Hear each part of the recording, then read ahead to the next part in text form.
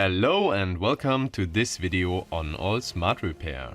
In this video I'm going to show you how to replace the charging port of an iPhone 14 Pro Max. You can also use the video for iPhone 14, 14 Pro or newer models like 15 and 15 Pro because it's nearly the same procedure. Here you can see the new charging port is an original pulled part, so it's made from Apple. I will link the parts in the description so you can buy them as well. For the repair I'm using my 13-in-1 repair set where we have this nice 6-in-1 screwdriver that has 6 bits, so you can repair like every smartphone on the market, no problem. Also we have a scalp in there, a plectrum, this tweezer in plastic, no metal, so you cannot short the main board or something else. It's very helpful, and other cool stuff is also inside, so just check out the link in the description where you can buy this stuff. For the first step we have to open the device for sure and remove the bottom screws. Before we do that I will show you that the device is not charging at the moment. Here's the lightning cable. I have a power bank here, it's showing 50%. Yeah, and as you can see nothing is happening. The charging port is not working at all, and if you wireless charge it, it's working just perfectly fine. I glued a sticker here so you don't see the customer because they don't want it. So in the first step, to open the device we need our 6-in-1 screwdriver with a Torx bit. I already put it in, so there we can now remove the 2 bottom screws of the iPhone 14 Pro Max in this case, and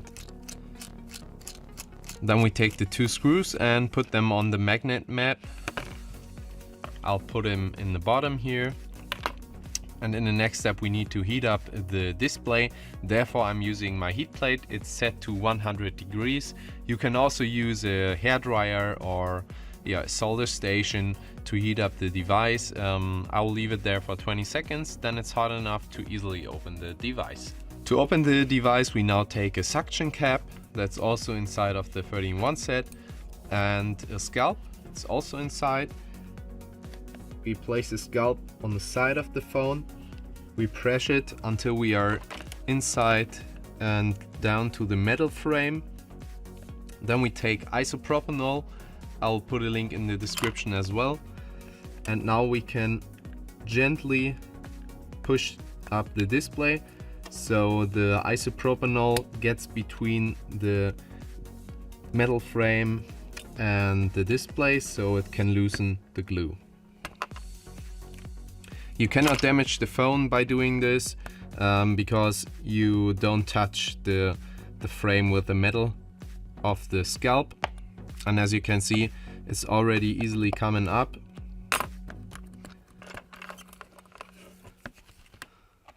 And we can now place the plectrum in case of the scalp. With more isopropanol, I'm now losing the original glue. I'm also always trying to reuse the original glue of the display. It's the best seal for the iPhone. All copy glues are not that good, but yeah, if you damage the original seal, you can for sure use them.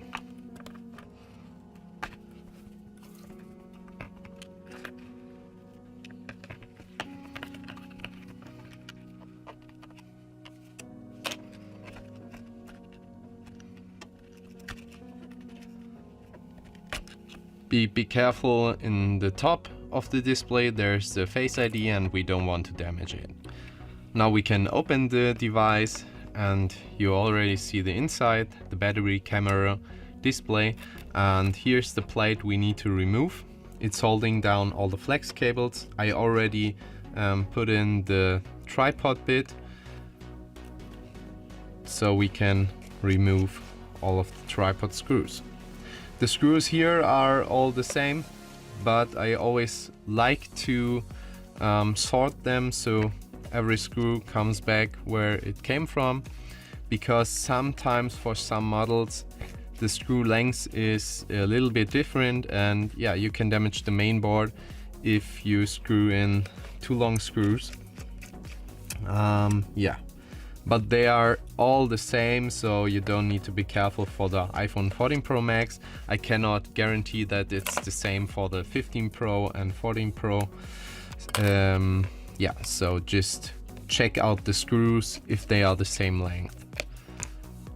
This one in the top here is a little bit longer, so this needs to be replaced to the same spot later. Now we can take our plastic tweezer and remove this plate, put it to the side. And now we can also take the plastic tweezer to remove the battery connector from the main board, LCD connector, and also the flex cable for the Face ID and Sensoric. Now we can take the display and put it to the side because we don't need it anymore at the moment. And in the next step we can remove this part here. It's glued to the main board. It belongs underneath the plate, as you saw. So in the next step we can also remove all flex cable connections we now see and can remove at the moment.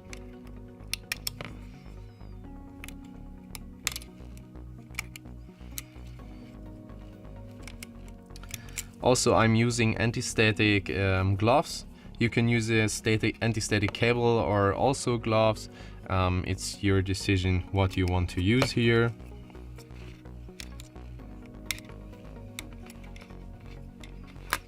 We have another tripod screw here. It's holding down the main board. Also, those screws need to be put on a magnet map so you later know where it came from. I now remove the SIM card tray. You can use a SIM card tray ejection pin or just push this pin up. Then you can take out the SIM card easy. Try to pull up the battery flex cable, it's better. In the next step we take isopropanol, put it to the right side of the battery, and now we can put back the phone on the heat plate so the glue is getting loose and we can easily remove the battery. So when a device is hot enough, we now take our pry tool or metal pry tool, put it between the battery and the frame, take some more isopropanol, and now with heat and isopropanol we should easily pull up the battery without damaging it. Don't use too much force. And now we perfectly removed the battery. As you can see, it's not damaged at all. We can reuse it as wanted. It's don't need to be replaced because it's working just perfectly fine. If you use blank fingers, it's way easier to remove this glue from the battery. That's why I'm removing my glove for now. And you can then pull this glue away.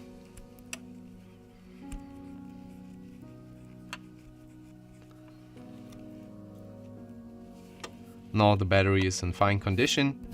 Use a flat underground and press it so these pulls are flattened down again. Then we also need to remove the glue inside of the phone for sure. Try to pull the rest of it out.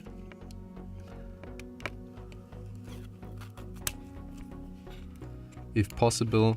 If not, you need to use your fingers for this and should work perfectly fine.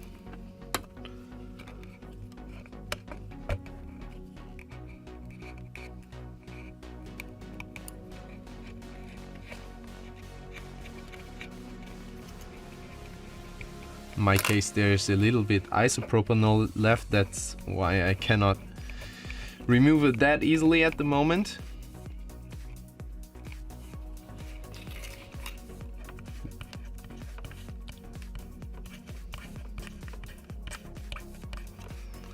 But now I think I got it.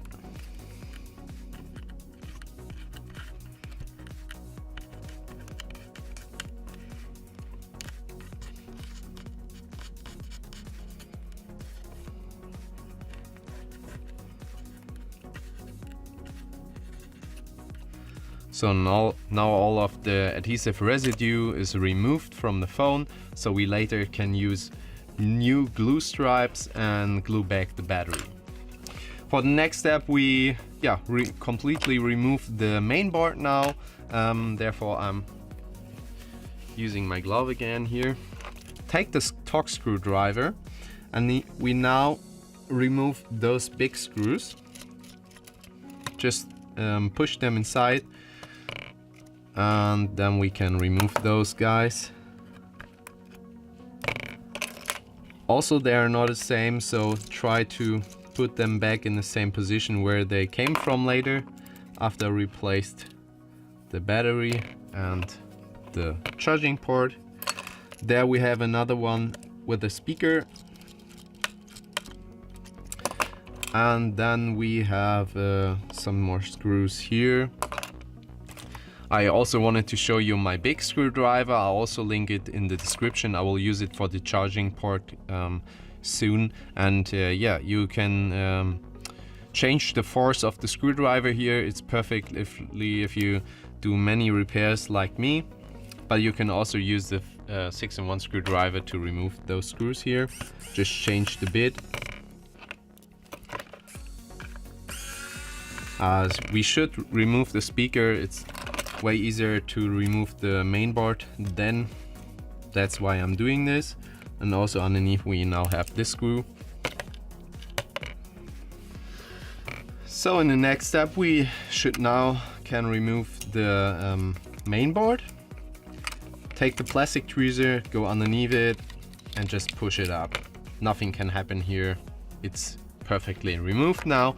And now we can remove the charging port. That's the reason why we open the device, but yeah, it's like always, you have to remove so many parts to come to this point. I also removed the Face ID because it was just loose here. And now I take my big screwdriver, remove all the screws and also try to put them like you always know where they came from. So every screw maybe have a different length, so just try to order them on the magnet map so we later know where they came from. This is very important because they mostly all got different length and thickness.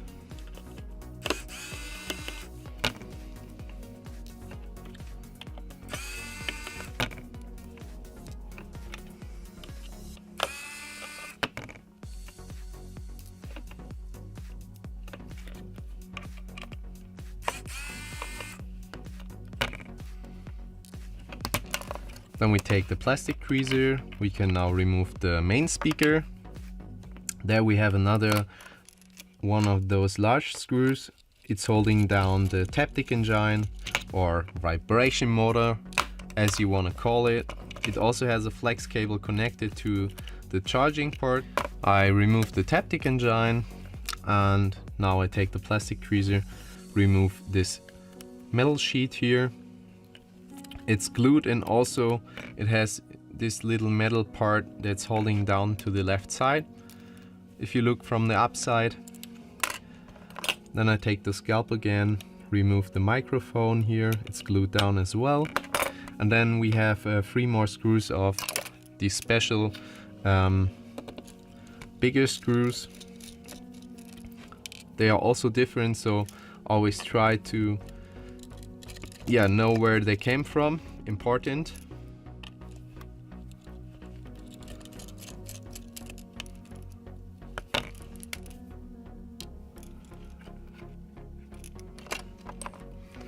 Now I take my 3-pot screwdriver again. And there's another screw in the frame that needs to be removed. On the other side we also have 2 more here.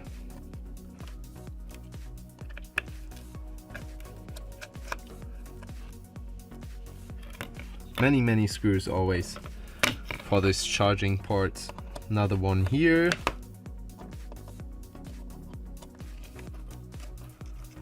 I hope you guys see it on the camera what I'm doing.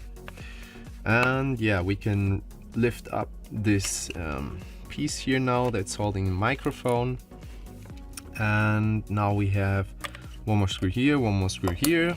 This also is a special screw here. And now I take the big again, remove this one.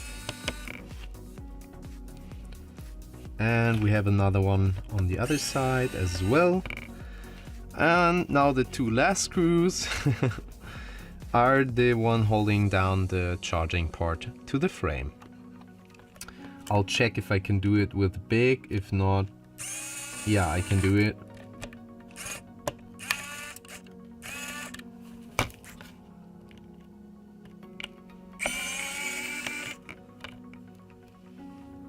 Now we have unscrewed all screws.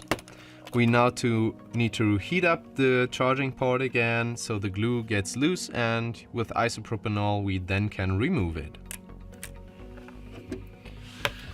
When the device is hot enough, we take isopropanol again.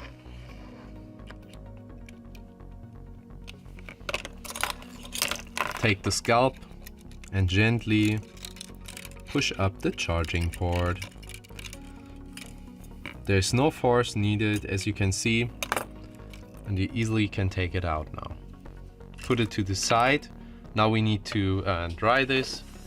Take a towel here, paper towel, or tissue is it called in English, I think. And yeah, now we can already take the new charging port. What I also do is take T7000 and put a little bit of glue on every bore hole so the screws will fit perfect and will not lose from the vibration of the Taptic engine. For me this is important, not everybody does this, but I want that the device is lasting as long as possible after my repair, so I'm already and always using this T7000 to glue this down. Now we can take the charging port, place it back,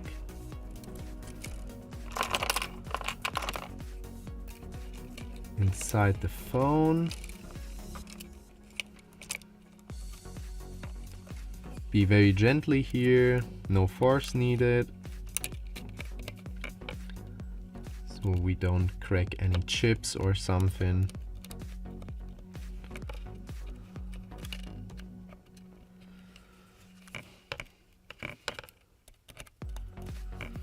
And the first step is we take the both bottom screws of the charging port. I will remove my gloves now because we cannot damage something here at the moment with static, and screw them back in.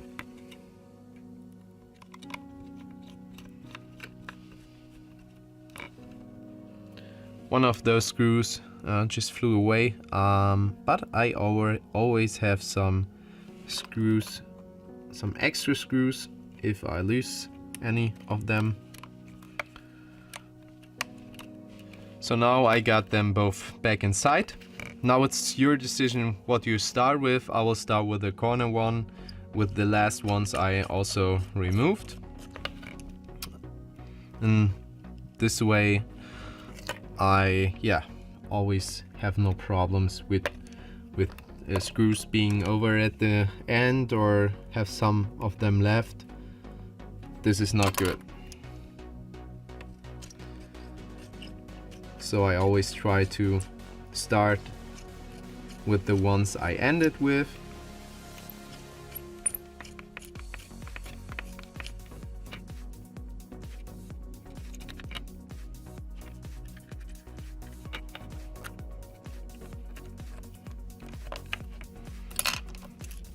Now I like to take the special screws here, put them back. Now all of the special screws with the bore inside are back inside. Now I take T7000 as well, because the screws that come inside of them need to hold as well. After we glued the special screws here, I will now take the Taptic engine and try to put it back. Also we'll put back the microphones here. Now we can take the Taptic Engine and already connect the Taptic Engine to the charging port in this case.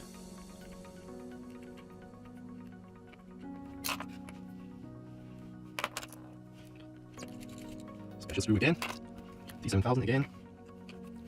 Main speaker can now also be replaced back into the phone. Now I take this middle sheet plate, put it back as well.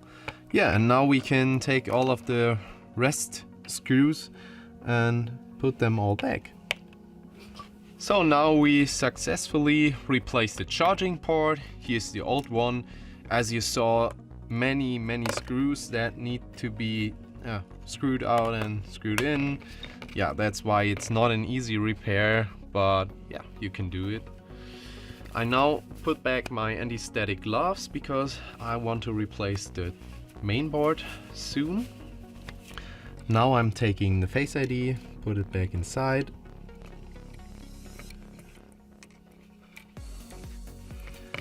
Then I take a little bit of glue again, fill every bore hole again with it, so everything will be perfectly. Now I take the main board, gently pull up the flex cables.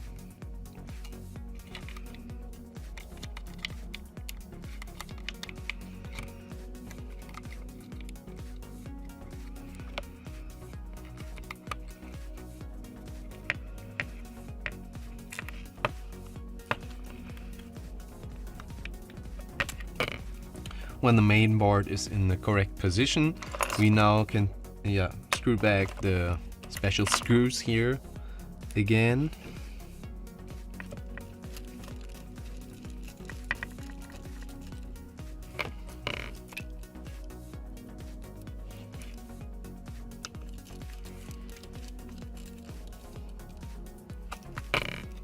Also the one that was nearly lost this one. Also the one that was underneath the speaker. Seems like it's not been magnetic. That's why we need a pry tool or a tweezer. Back inside. Now we take the speaker. Before we put back the speaker, we reconnect all the flex cables in the top here. It's easier to replace the speaker then, because we have some more space to bend the flex cables. Also for the camera, I already will do this.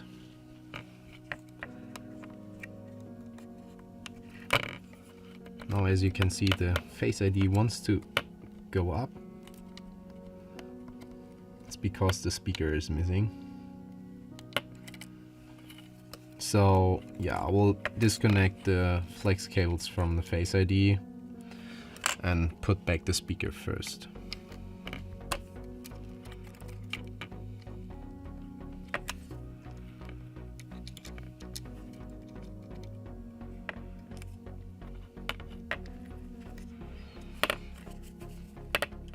Now that the speaker is inside, we can take the screws again.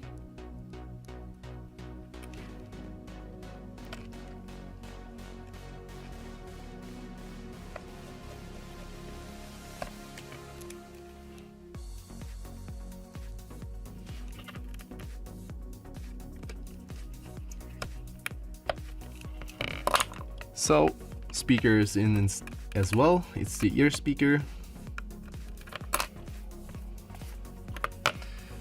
Now we can reconnect all the flex cable connections here to the motherboard.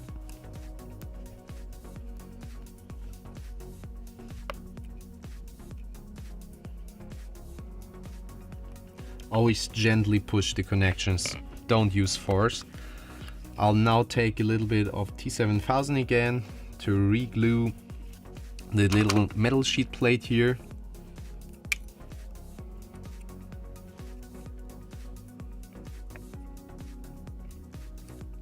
For me, this is very dumb how they made it, because you always have to glue this one. Why? I don't understand this. Now reconnect the charging port, which was the reason for redoing this job here. And we also can now take the battery.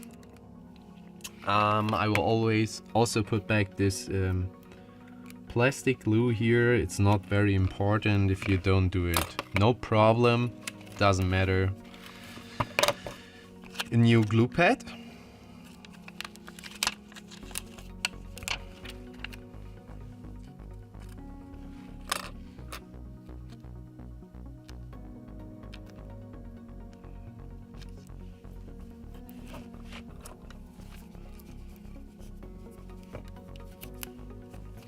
This is not for the 13 Pro, but doesn't matter.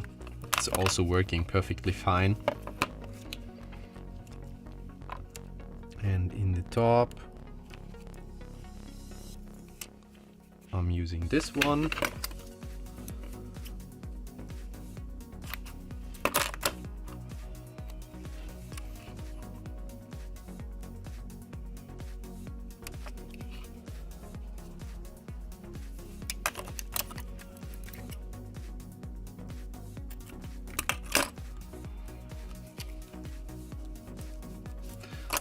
This is enough.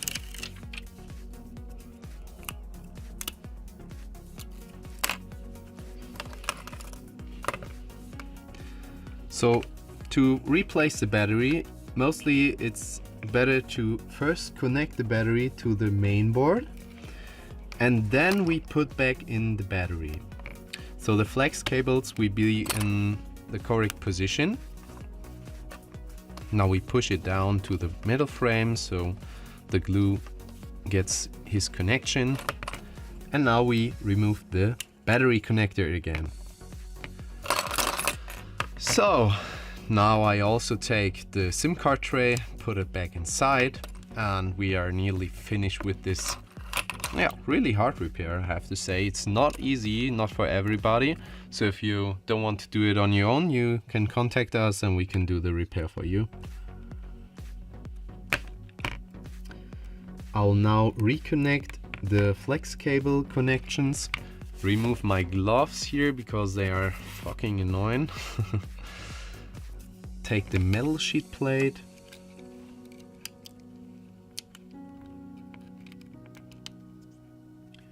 Put it back inside. Take the 3-pot screwdriver. And we now have to screw back all of the screws here. I just saw a little mistake I made. This sheet plate needs to be underneath this part. There's a little metal part that needs to be above this plate. So I cannot close it now. I need to remove the plate again and push it underneath. Yeah, this little mistake I made. So I need to open it again. The plate needs to be underneath it. This was my mistake, and that was all. And that's the reason why the display was not closing as it should. There was a little space between the glass and the metal frame that shouldn't be there. And yeah, that's why the device was not closing perfectly. But now it should.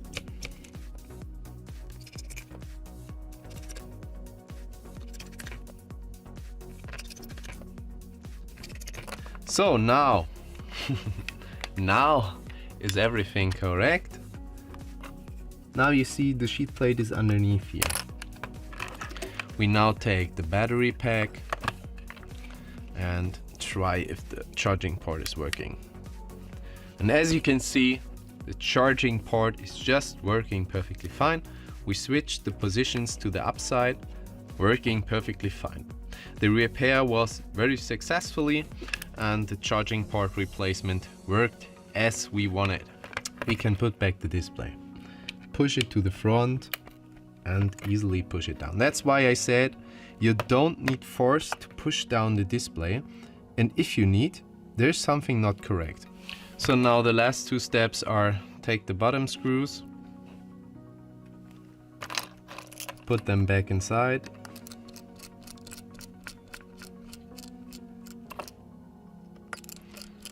and if you reuse the glue like me, the seal, just put the device on the heat plate for about 20-30 seconds, heat up the device and press down, then it's perfectly fine. You cannot guarantee a seal for waterproofness, but you cannot do always, because you don't know, is this waterproof, is this waterproof, is this still waterproof? You cannot guarantee that. So I hope you like the repair, and leave a like and abo. If you have any questions or something you should tell me that I need to do better, just comment it down below. I'm open for everything. And I hope you have a nice day. See you till next time. Bye bye.